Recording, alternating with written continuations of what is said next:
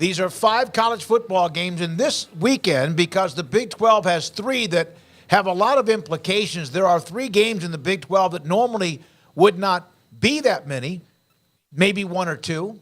And here we go to the graphic. Here's where we are. Look at the below numbers first, and I know a lot of you look at the logos, and that's fine too.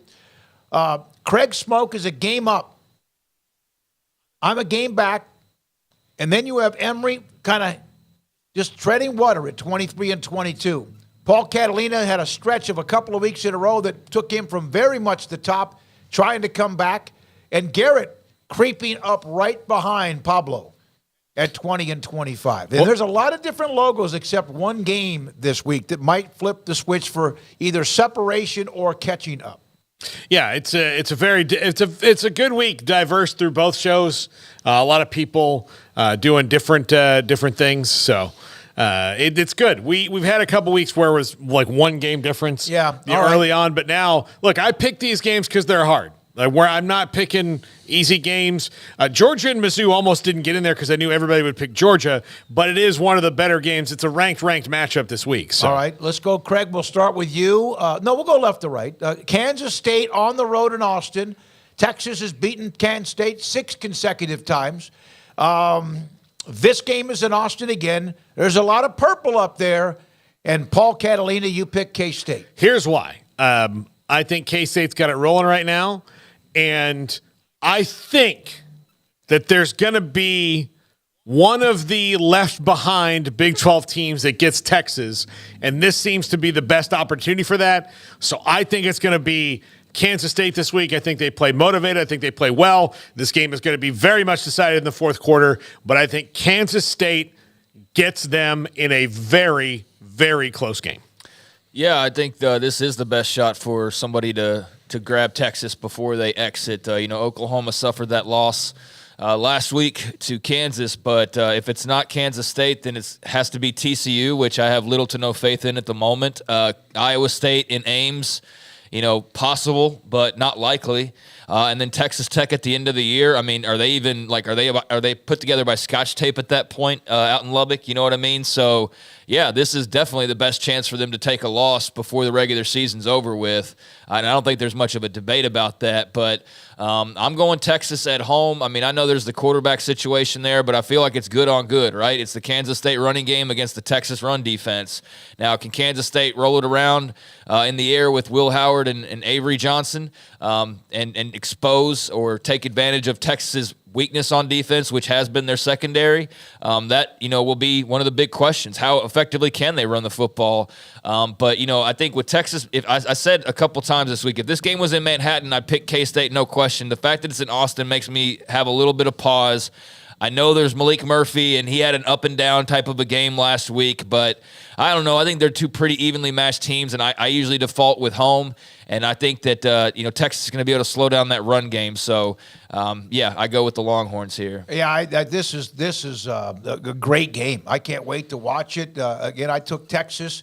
The game, as Craig mentioned, it's in Austin. And again, Texas doesn't always have their best wins at home. A lot of their great wins over the years have been on the road, which is always even better when you beat somebody good. But I'll take K-State. I'll take Texas against K-State. And, that does set them up pretty well to probably be in the championship game, though, with all due respect to whoever's left. Garrett, K-State. Yeah, I feel like this is one where, kind of like with Paul, I think somebody has to get them. I like the matchup. I think this game will really be won in the trenches. If Kansas State's offensive line can hold up against that Texas defensive front, I think that's the key. I like having a healthy Will Howard back and then the option to go to Avery Johnson if need be.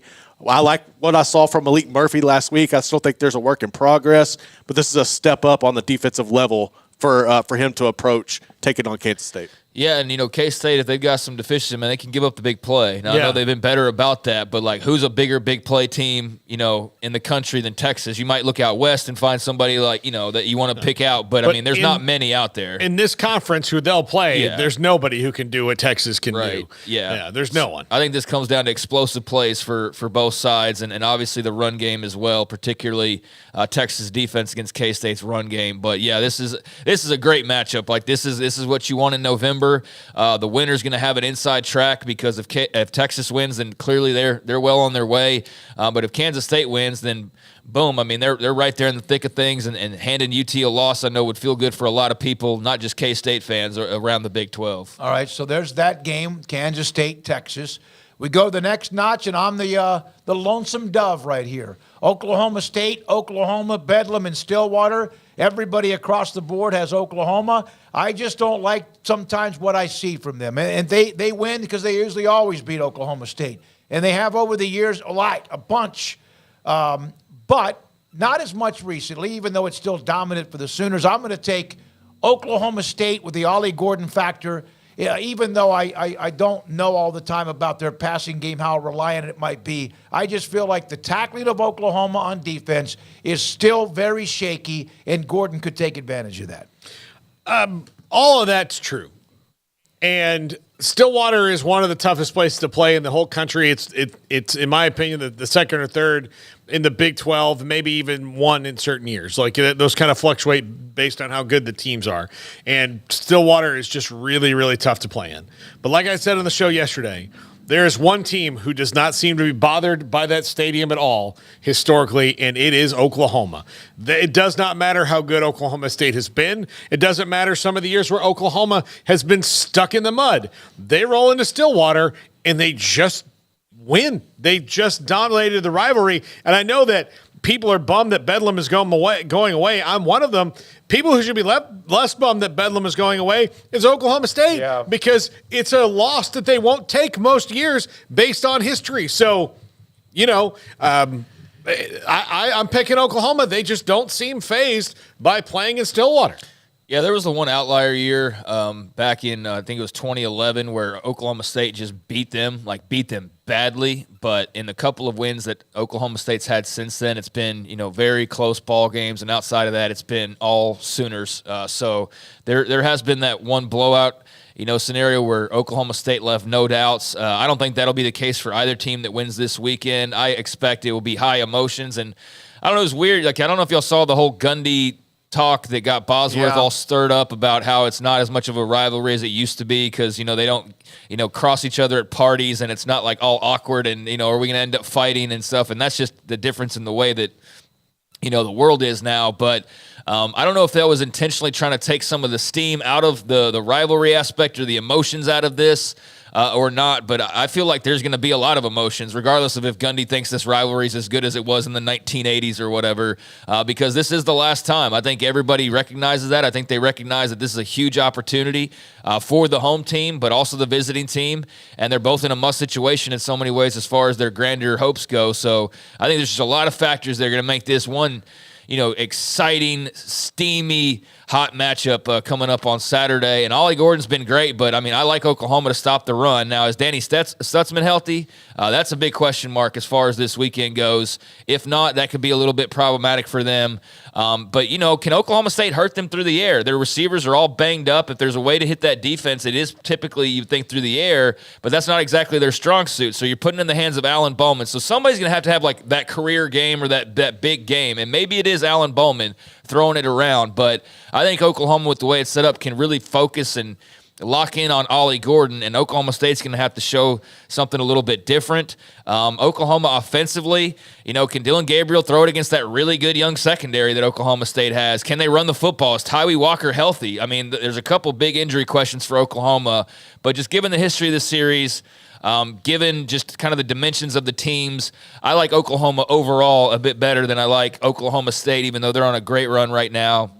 And so I'm taking the Sooners. Kansas ran for 225 yards against Oklahoma. Yeah, they did. They're a really good running team. Yeah. 91, 19, and 7 is Oklahoma's record, or 91, 7, whatever it is. But they have 7 ties, 91 and 19. They've won Oklahoma State in the history of this rivalry, which is prodigious and long. 19 wins. In fact, speaking of the rivalry, Garrett, it'd be a good time to throw up that one quick note. Not that one, the one from Brett McMurphy as a note on the Oklahoma and Oklahoma State rivalry. How unique is Bedlam? First played back in 1904, played 3 times before statehood. Bedlam is only one of 4 in-state rivalries that started before statehood. The others are New Mexico and New Mexico State, the first meeting back in the 1800s, and then Arizona State, and then on top of that, Utah and Utah State.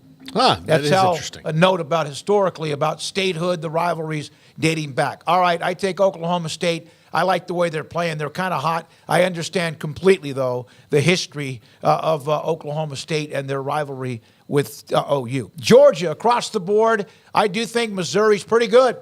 But Georgia, when they need to be, they're really, really good. You can't do that week in and week out. Someone's going to bite you. But I'll take Georgia. Everybody else takes the dogs, too. Yeah, between the hedges, if this was flipped and they had struggled between the hedges last year to Mizzou, and that had been the game that almost got them at home, and then they were going to Mizzou, I might be more tempted to pick the upset here, but Georgia's not struggling at all right now, even though Mizzou's playing well, and this is at home. I think Mizzou probably avails himself well in this game by comparison to most teams that play Georgia, but I think Carson Beck's starting to find his groove, and they're starting to find how to win without Brock Bowers in the lineup, and that's bad news for everybody.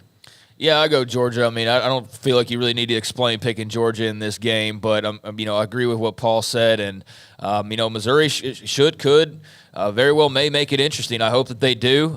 It's going to be fascinating to see what team eventually does knock off the dogs and breaks this little party of theirs up. But I don't think it's coming this weekend. It's a great chance for it to. But I'm going to default with the reigning back-to-back national champions. Garrett, you're an SEC guy. I know there's a game we're going to have your interest here in a moment, but does Missouri, are they good enough to make this thing interesting in the fourth quarter? No, I think Georgia is too strong. Their depth is really ultimately what's going to separate it. I think Missouri's been a fun, cool story, and it's great to see them having success. But at the end of the day, Georgia's Georgia, and I just don't see them having a chance to go in between the hedges and beating them. All right, there we go with that. So everyone expecting Georgia to roll and remain unbeaten. Then this one, another greatness of a game. LSU with their firepower at quarterback with Daniels, they kind of like disappeared because of that early loss to Florida State, and especially the way that thing went in the second half.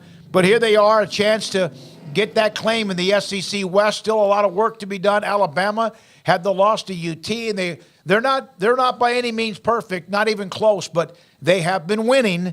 This one here, LSU in Tuscaloosa against Alabama. I'm betting on Jaden Daniels. That's my pick right here, is that Jaden Daniels is the better quarterback in this game, that Jaden Daniels gets it done. They have the better receivers in this game. Alabama will muddy the water, and that's been their new thing, is they are the team that muddies the water against you. They're not going to play a clean game in any way, shape, or form. There's going to be 14 false starts that Nick Saban yells about. There's going to be those things that Alabama teams in the past have not done. And in no way is LSU going to be able to turn around and turn the Jets on and walk past this thing, because their defense is still, while it's been better the last few weeks, still nothing that's going to stop a whole lot of people, and Milroe will get his shots in. I'm betting on Jaden Daniels in this one as the better quarterback to get it done in crunch time. By the way, we had this whole conversation yesterday about College Game Day. College Game Day is not even Texas and Kansas State. It's freaking Alabama and LSU. Big noon is Texas and Kansas State. Yeah. So I don't know where the wires got crossed there, but I was sitting there, I was like, wait, it's not even.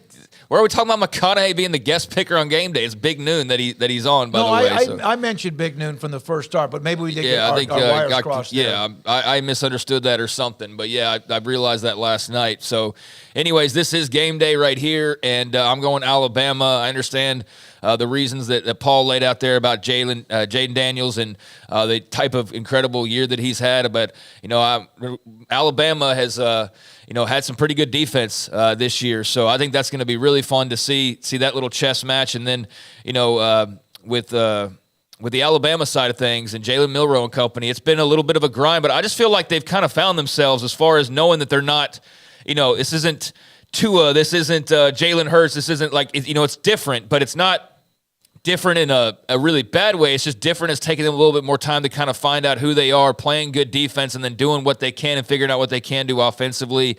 I don't love LSU's defense, so I don't feel like if you're going to this game, like LSU's going to shut them out and then Jaden Daniels is going to be able to go score points. I think this is going to be a very defensive-centric game. You would give the nod to LSU's offense, but I'm going Bama and Tuscaloosa. 7-1. I feel like they've got their ducks in a row right now, and they're going to keep it going. Garrett, obviously the LSU is your pick, and you love the Tigers. Give me a perspective on LSU running the football. How well have they done that? Because Daniels has been the dude. And how much and how well have they been stopping the run this year, in your opinion? Well, the stopping the run has been a problem all year long. I think their defense has struggled as a whole, and it's going to be even more challenging this week when you had the news of Mekhi Wingo coming out, your top defensive lineman. He's done for the year. So that's another, obstacle they're going to have to overcome. As far as their rushing attack, it has definitely not been what it's been in the past years. I think if you look at this running back room, they don't have a true alpha where they have in the past. I think that as a whole, they are slow compared to groups in the past as well. I think that this is one where you're going to have to rely on your offense to spread Bama out. You're going to have to take advantage of them in space with your playmakers on the outside. And this is one also where Jaden Daniels can either have a Heisman moment or he can have his season ended with an injury running the ball, because that's one thing that's been concerning all year is the shots he takes running the ball. And I think that could catch up with him, or he can understand that he has an opportunity to grasp history and then lay the foundation for that Heisman campaign. And I think that they could LSU has an opportunity. Everybody in the nation, honestly, and all the SEC haters should be rooting for LSU the remainder of the season. Because if LSU wins this game and then they get into the championship and they beat Georgia, that opens up the field for everybody else, because your SEC champion will have 2 losses, and then that'll have like everybody else with possibly one loss or undefeated. What would be Georgia's second loss? Well, you're not going to – I guess they would – no, you're right. So, but you're not going to have a team that lost an SEC championship make the college football playoff. Yeah, okay. All right, yeah. All right, so let's go to the last game. Thank you, Garrett. KU and Iowa State. How about this one? Not many people probably picked that this game would have such importance in the Big 12 standings. Good for both of them. KU coming off the win against Oklahoma. Iowa State has methodically just been really good for the last month. Paul? Yeah, I think Kansas is just a slightly better team here. I think they have a little bit more playmaking ability, and I'll go with that. Although this game is in Ames, Iowa State is very fundamentally sound, which makes them difficult to beat. No matter who they're playing, they're going to be a tough out because, again, they don't seem to make like stupid, ridiculous mistakes, and because of that, they're a tough out. But I'm taking KU in this one. Craig? Kansas doesn't win in Ames hardly ever. Their strength is their running game, and I feel like if you're going up against the Iowa State defense, I know that the secondary gets a lot of attention, but I feel pretty good about their chances to defend the run well. TJ Tampa not being able to play early on because of targeting, I do think is a big deal, but Jason Bean had the one big run last week, and beyond that, you look at his passing numbers, they were not good against Oklahoma, but they were able to run really effectively.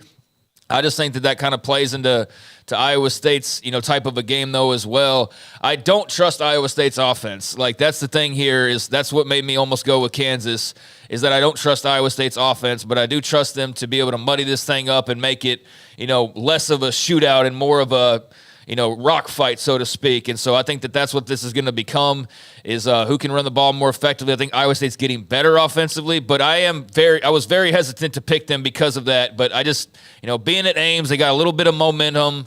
That was a big emotional game for Kansas last week, whereas Iowa State just kind of dilly-dallied through an easy win over Baylor. So, I'm going with Cyclones. I'm riding one of the hot hands here. I'm going to say this. If Kansas is, in fact, better than just a team that's going to be a bowl team, they win this weekend. This is where you don't just beat Oklahoma, you then validate it where whoever you're playing the next week, home, on the road, whatever. And so this is going to be interesting to see them do that. I think with Leipold and what he does, the culture there, there's not going to be like a letdown. Yes, the Ames, Iowa State, good against anybody, it seems like, at home. I'll take the Jayhawks. Garrett, you took Iowa State, too, real quickly because we got to take a break. Yeah, I think Kansas overall has the better roster. I think they have the better coach. I just do not like the matchup going into Ames, and I think all of the energy and everything that went into that win over Oklahoma is going to catch up with them this week. All right, Emory took the Jayhawks, Craig, with a one-game lead. Everybody bunched together who has at least 20 wins so far, Craig with 27. When we come back, Max Olson